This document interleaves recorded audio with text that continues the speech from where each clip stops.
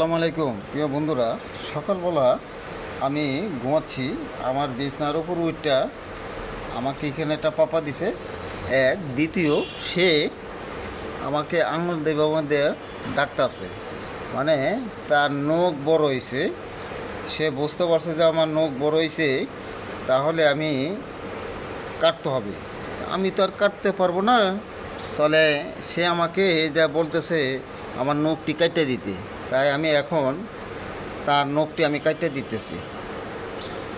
এই দেখেন কত বড় বড় নখ, দেখেন আপনারা একটু দেখেন কত বড় বড় নখ। হ্যাঁ, এই যে আমার কইলাম সন্তানের মতো, আমি খুব ভালোবাসি আমার সন্তান, আমার সন্তানের মতো। এই যে আমি নখ দেখে দেখে তাকে কাটতে দিচ্ছি, দেখছেন কত বড় বড় নখ।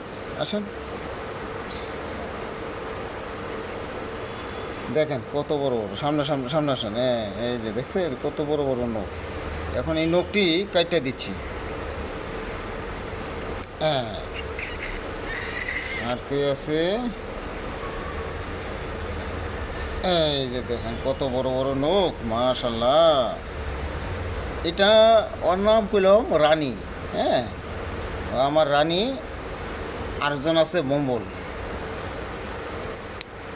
বম্বল রাখা মানে কি, সে একটু মোটা, ছোট তো ওর মতো মোটা, লড়তে পারে না।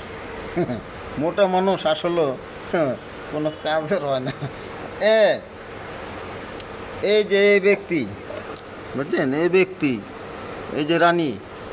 হ্যাঁ দেখেন, এই যে দেখেন, এই যে কি নিষ্পাপ, কিছু বুঝে না, এমন চালাক, কঠিন চালাক। তাকে দেখেন অবেলা। হ্যাঁ দেখছেন অবেলা না? হ্যাঁ কইলাম অনেক চালাক, দ্রুত এরা ধরন জানা। আবার আপনি আপনি সে আমার কাছে আইসা সুন্দর করে ডাকবে, আইসা খাবে।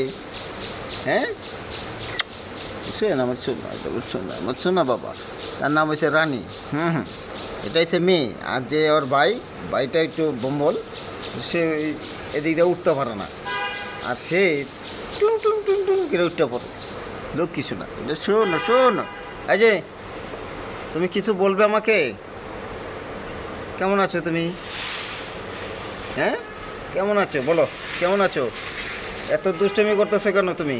হ্যাঁ, তোমাকে এটা শিখাইছে কি? আমাকে যাইয়া তোমাকে ডাকতে, আমারে ডাকতে কে শিখাইছে? হ্যাঁ, কে শিখাইছে তোমাকে?